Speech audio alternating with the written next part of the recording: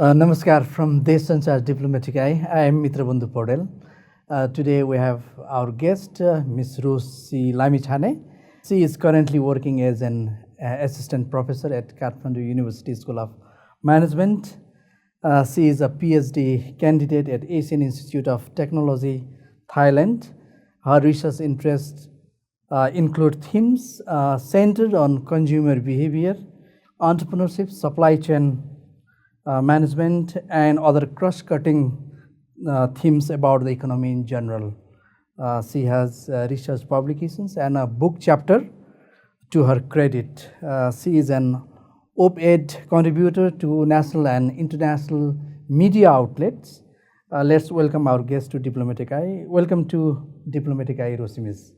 Thank you. It's a pleasure to be here, Mitra sir. Thank you so much. We will talk about the different facets of educational diplomacy today, specifically in relation to our higher education institutions and whether or not they are effectively promoting it in relation to our diplomats.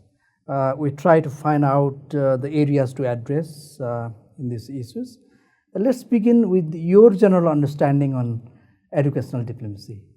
I think it's something that we, in a very common layman terms, educational diplomacy incorporates educational exchanges, scholarships, different kinds of collaboration. That could be something like research collaboration, it could be something like a joint degree programs, or even cultural exchanges.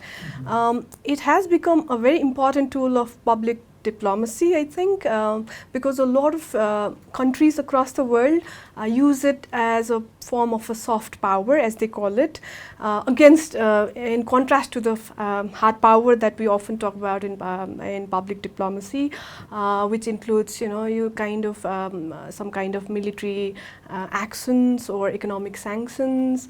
In contrast to those kind of hard power, soft power, if I remember it correctly, it was coined by the political scientist, American political scientist at Harvard, who kind of expressed it as an ability to attract and to co-opt rather than coerce. So that by means of using language, it could be arts, culture, so of many different kinds. So in a way, I see higher education as being that kind of soft power for any kind of emerging economies. It's just not for the bigger nations. I think even smaller nations are also valuing the fact that they can establish and better relationships across nations if they're able to influence the opinions. That way, I think there's been a lot of interest in kind of promoting soft power through educational collaborations. And also as a student of business and as a management instructor, what I feel is it also has some economic benefits.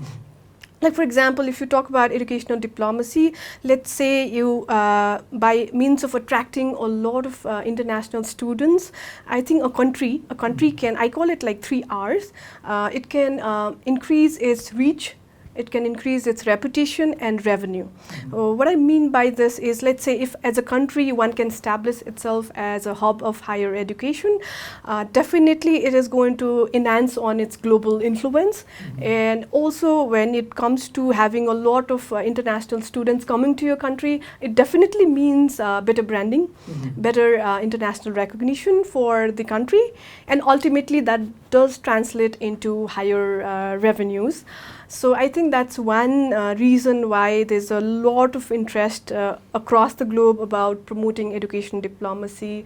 And also I think it's also working. I think educational diplomacy acts as some kind of a pull factor, like we call a push and a pull factor, right? So I think it's a pull factor, and it kind of contributes. Like, for example, let's say a student who goes abroad, it just not goes abroad for getting education. Meanwhile, he also gets to understand the cultural thing about the country, and it does help to forge that kind of strong bonding with the nation as such. You just mentioned the term 3 R's. So in that context, what do you see Nepali universities, promoting educational diplomacy, and also Do you think the government is receptive or is creating conducive environment to promote educational diplomacy? I'll just try to take it from where I left it. Of course, in terms of these 3R, I think the situation is really not very encouraging, being very honest. And I also represent higher education and I work for Kathmandu University. So we do have challenges. There are challenges galore, but I think we can also be optimistic, given that we can also focus on our competitive side. Maybe we're not doing the best in technology and maybe offering courses such as STEM courses or artificial intelligence or science, but we can definitely also be able to offer certain courses where we have our competitive advantage. For instance, let's take the example of Kathmandu University itself, because we have been currently also offering Buddhist studies. We also have bachelors in yogic science and well-being. Apart from that, we also have ethnomusicology. We're also trying to see if we can offer courses in glaciology. So these are something very, very peculiar to our context, and we do invite a lot of foreign students. It's not huge in number, like by so far we have the numbers say it's like 5,000 odd students, foreign students have graduated from our university. And majority of them from medical sciences, of course, but otherwise also there is a chance. But again, like, let's talk about the challenges now. There are opportunities, but I think we have to make sure that some of these things are put in place. For instance, there are certain factors that cause a student to get attracted to an institution, or for an institution or a university to be called an institute of repute or an institute of eminence, like they have many in India. We have many examples across our neighboring nations. For us, I think the problem begins with our rating and ranking.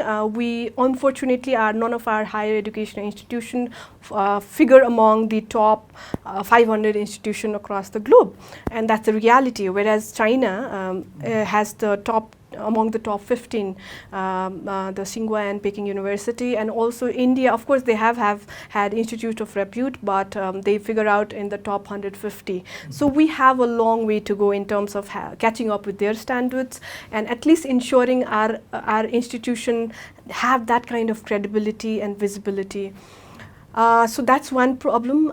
The other problem is, of course, with the kind of chronic underinvestment in education, higher education, the kind of budget, the annual budget in terms of GDP, it's around 4%, and only 1/3 of it goes to higher education, which is seemingly very less.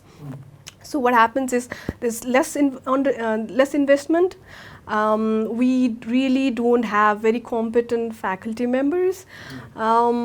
We also are suffering from the problem of low enrollment. The student numbers are dwindling every year. We are in education. We understand it's a very sad thing to happen. Unfortunately, we're not able to curb that phenomena. I mean, if we talk about the statistics, it is like roughly 150,000 students are going abroad. The official statistics would be like, as reading the recent figure was 110,000 students who've received the no objection certificate. But beyond that, there are so many students going to India, so the roughly could be around 150,000 or even more. And also they're taking away the foreign currency, the reserves coming down, and we're not able to hold students for the mere fact that it's just not to do with quality education, but perhaps the employability that comes after finishing the education. So I sense a lot of Nepali graduates have started losing trust on our higher education because they do not get enough employment opportunities across. Unfortunately, our higher education or the policymakers or the government has not been giving due attention to this because they do not understand the necessity of it. The fact that how higher education become an institute of eminence. I have written about it in some of my opinion pieces. I wrote about how we can make Nepal a hub of higher education given the current constraint and the challenges, but if you talk about the new educational policy of Nepal and the bill that was footed, that seems to be in a fiasco, because nowhere does it talk about the whole concept of internationalization and globalization, which is so much in demand in the current era. Because not going very far, just say India, like I've studied there, we have a lot of collaboration across Indian universities.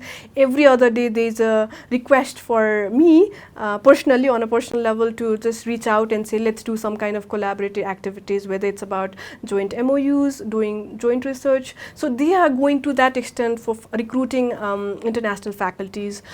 In our case, we have that constant, number one, also because we do not really pay a very modest amount of salary and that may also be a factor that many people don't want to travel and teach here. But recently we have made a very modest attempt at KU. We are trying to pay the foreign faculty at least 1.5 times the regular amount that we would pay our local faculty. So we are working, making certain endeavors in that direction.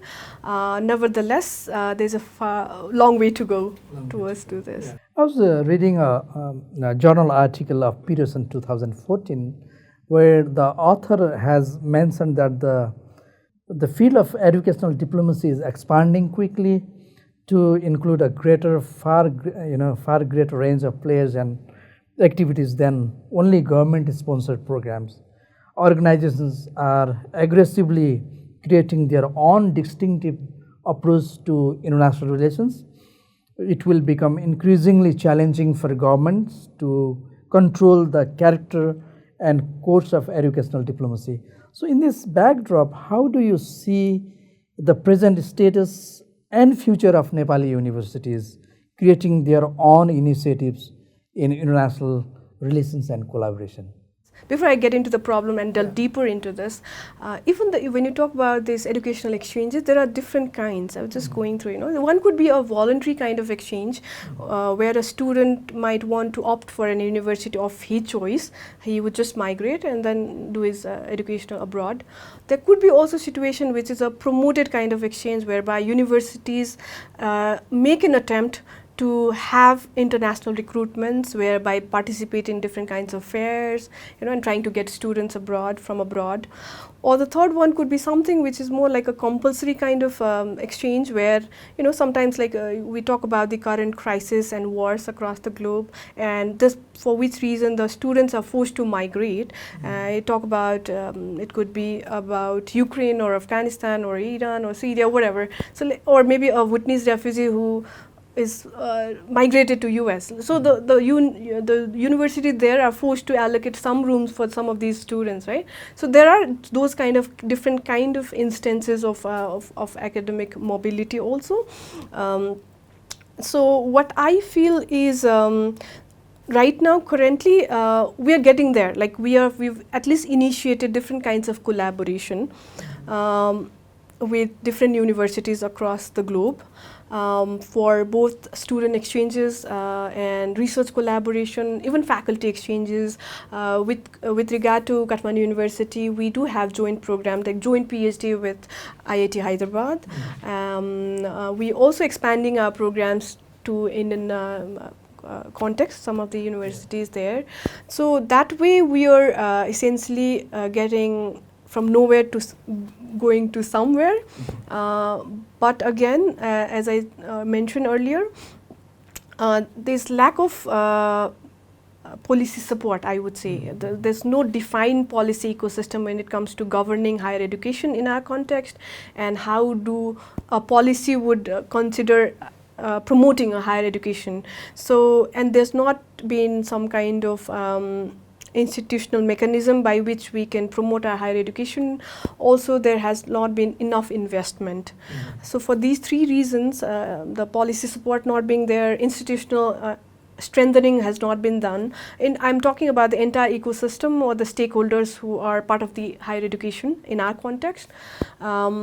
Also, I would talk a little bit about academia industry linkages, because that is an important component that really defines the higher education, because that's where our graduates are going to be totally employable eventually.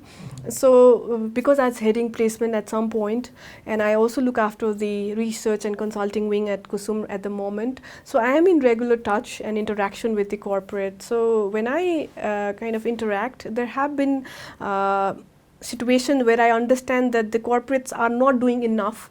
Either they don't believe or trust in the role of academia, like they would not invest enough in research and training opportunities. Training, yes, a little bit, but not much into research. I don't find companies and corporate very oriented towards research. And also there has not been a lot of support when it comes to supporting some of our activities while in the university. So in a way, of course they do have complaints about the skill set not being met as per their requirement. Of course we are working towards it. We have a faculty board, we have a subject committee which comprises of industry officials, corporate people, whose suggestion we do take to revise our curriculum every now and then. So we are working in that direction. We are introducing new courses as per the needs, industry needs as well. But maybe those are still not good enough, I would say. Much more has to be done.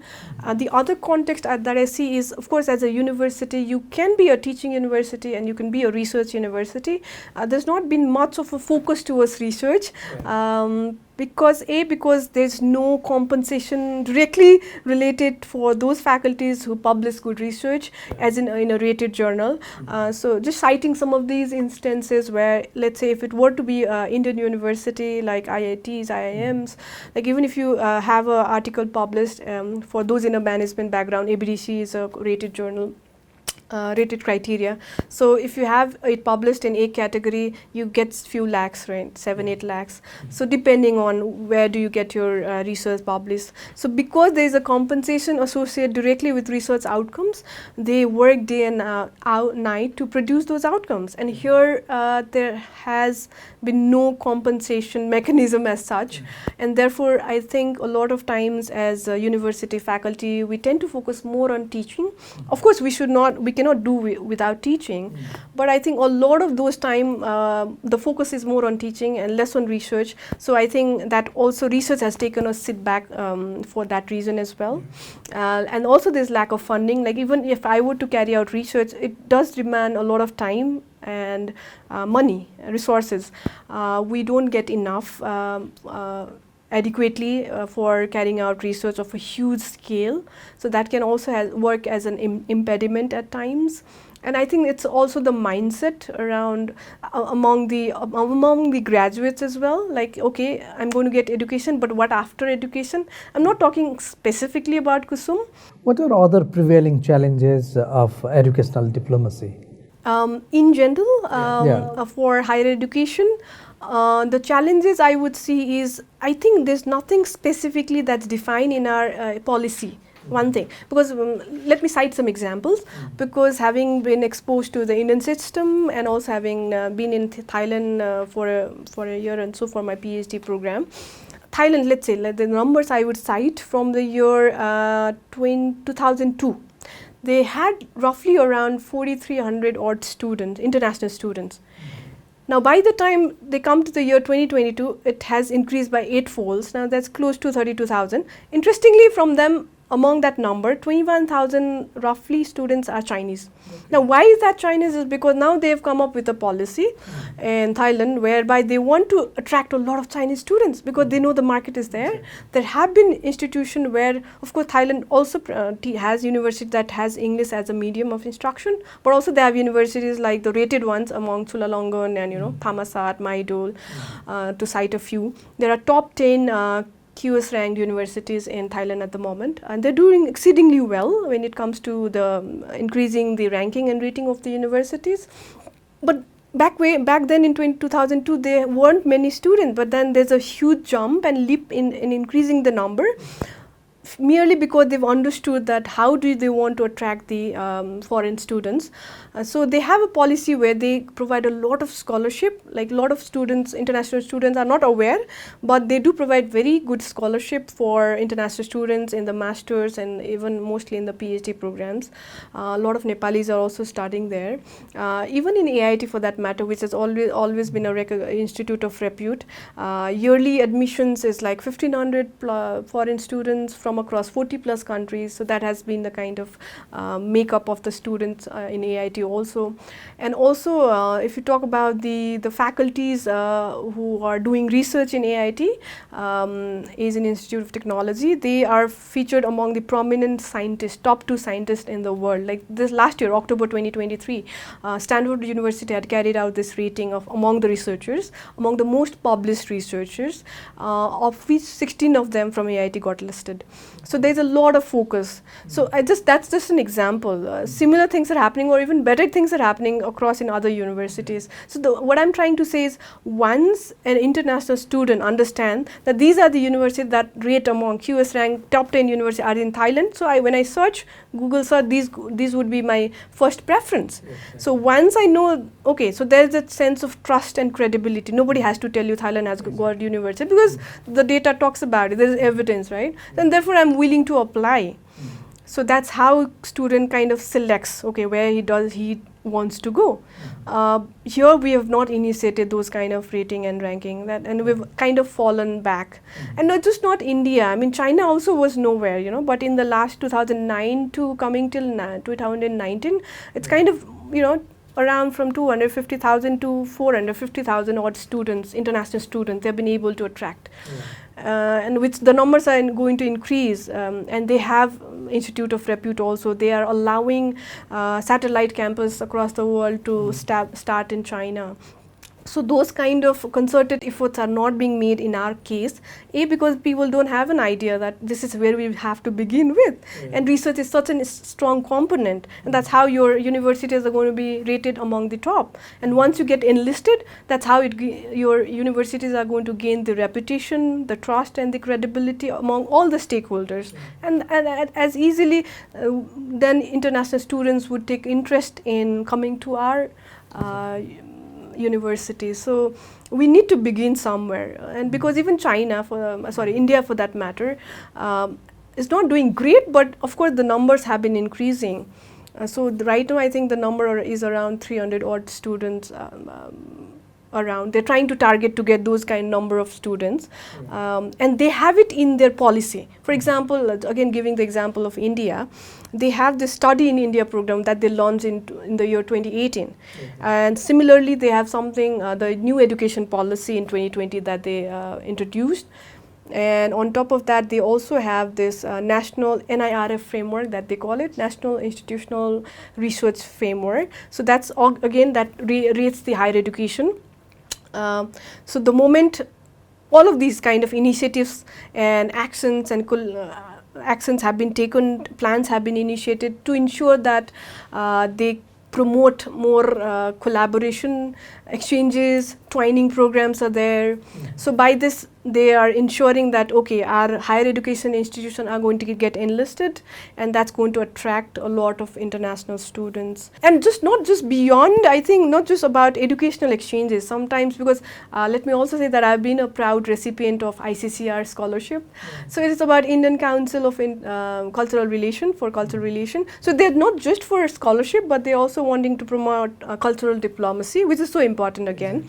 So it started, I think, in the year 1990, and currently every year still it's continuing. So they give around scholarship for almost 3,000 plus students across 180 countries, across 21 different headings. I was just reading that. So that's how they've been trying to attract. So people, international students, they know about India because they know Bollywood, they know the culture, the art, industry is also equally popular. They have different forms of soft power, but higher education, if you couple with that, so they know English is a medium of instruction in India. So that's also one pull factor for international student to come and reside.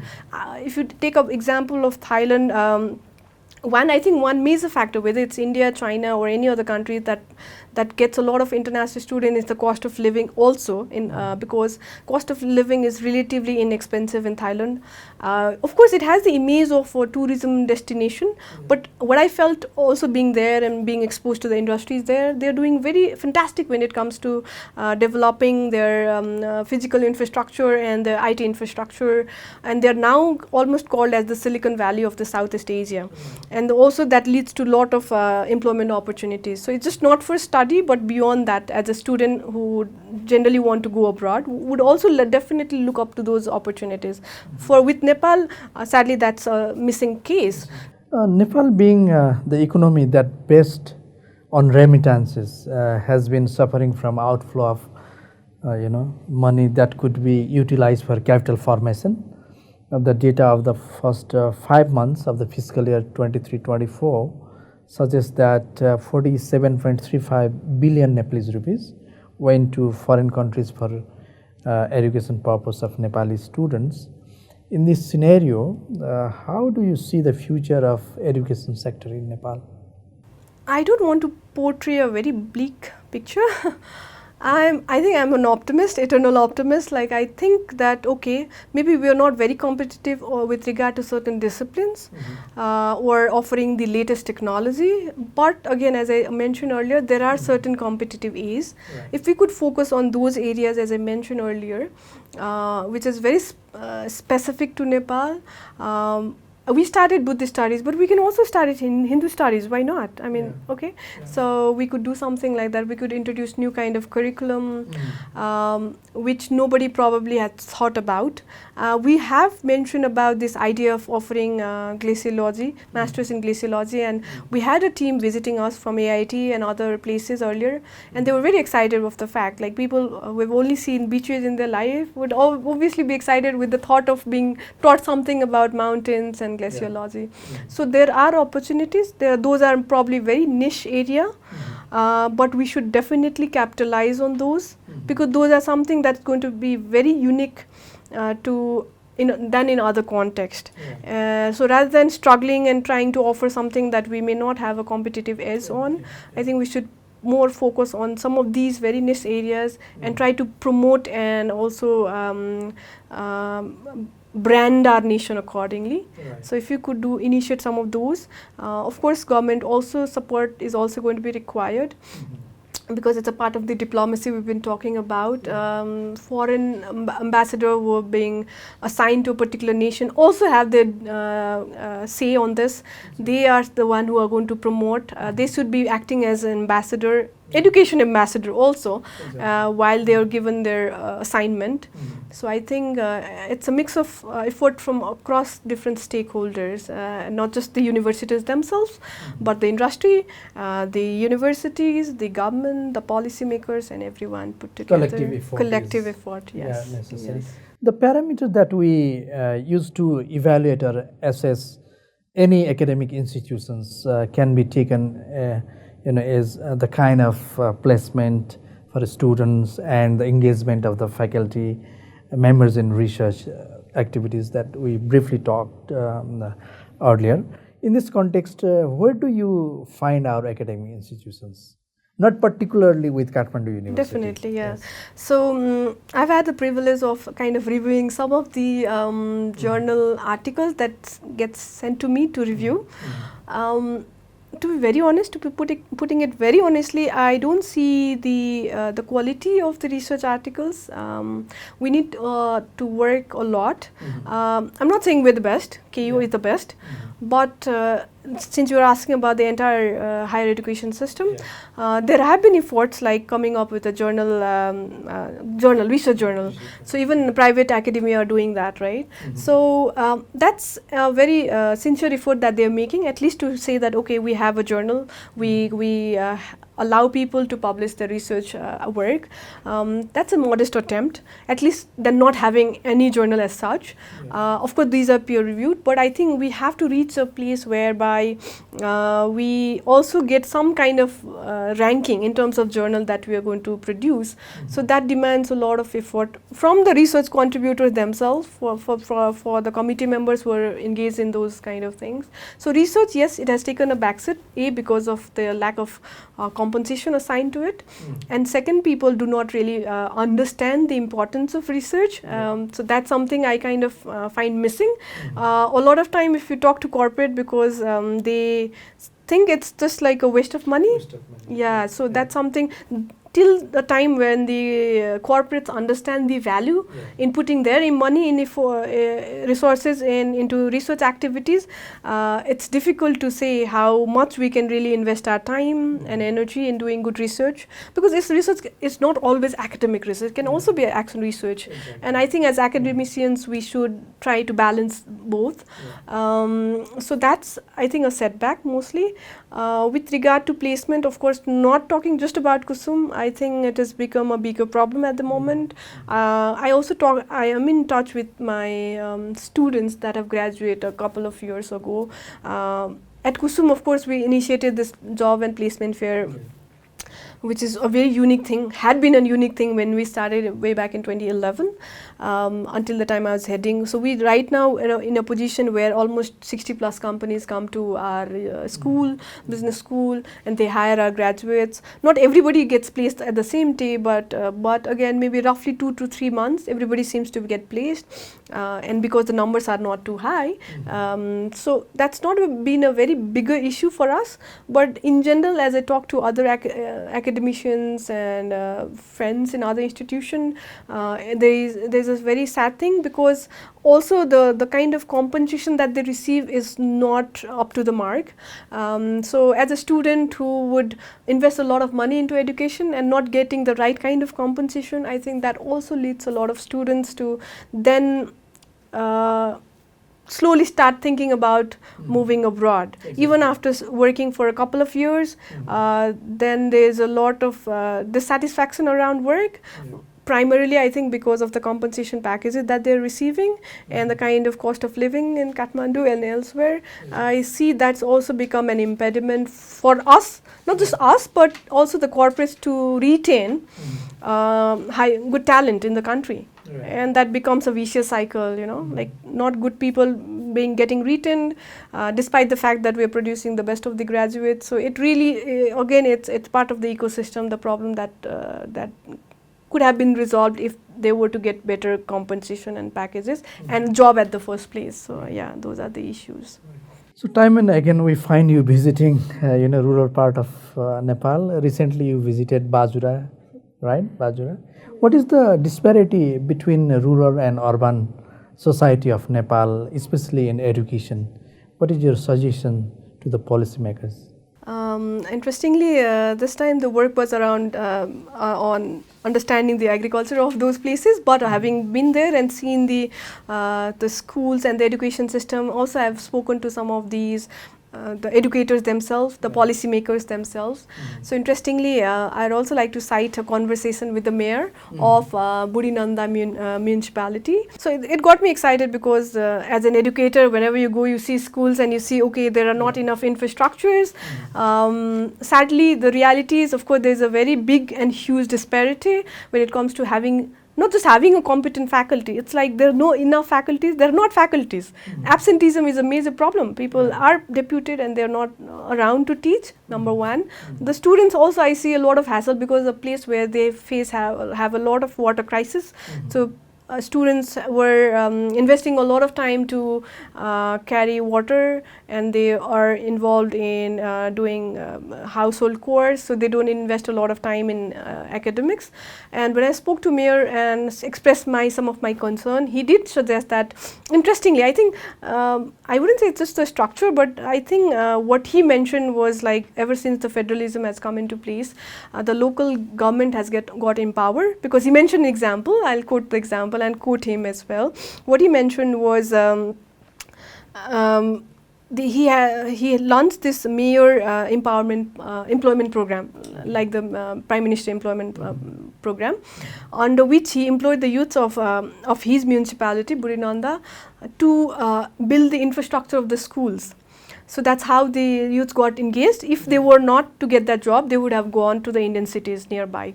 So that's why he was able to retain our youth. One. Second, interestingly, is mentioned a very interesting statistics. That was a place where the schools, the cheating was a very massive issue. And the pass rate earlier, even with cheating, was 17. And now after him being there, there's been a very strict supervision around. And now they've increased the pass rate 65% with strict supervision and ensuring. It is for the SE or? He mentioned the school level, in the school level, the entire school level. And third, what he said is they are doing a very regular assessment of the student needs, which mean like if understanding, okay, in class 7, 8, 9, 10, what are the subjects that students are feeling? So they're giving free tuition classes. That's very interesting. And that way also the pass rate has increased significantly. And in that particular Burinanda municipality, there are 1200 students who are doing the plus 2, and the Gaupalika, the municipality, is offering it free from students, because the students come from a very less privileged background. So these are some of the concerted efforts, and he's working on having a residential school built in his ward number 4, that's in a higher altitude. And I actually went and visited that place. So I see that, there are a lot of challenges, but despite the challenges, even at his initiation, this could be done. And I was asking if this is very particular to your municipality, or is it something that's being replicated? Interestingly, he said it was something he has initiated. Some people are trying to copy that. And he's also initiated something called as pay and earn and learn while in school. So they've been given some kind of activity. They're also giving some kind of seed money for those who are wanting to start a business or do some agriculture related activity while in school. So that's also very unique that he suggested. So my thing was, okay, the constants are there, the disparities would remain, whether you talk about digital disparity or when you talk about gender disparity, mostly the women I see were of disadvantage definitely across the rural Nepal. But again, having those challenges, those constants, at least some measurable impact was seen, and which made me feel very positive. I think this is way to go about, and if the rural people understand the realities and the policymakers do take initiatives to curb that situation, I think the future would be better than how it is now. We are going to conclude this conversation with positive hope. Thank you very much. Honored to be here. Thank you.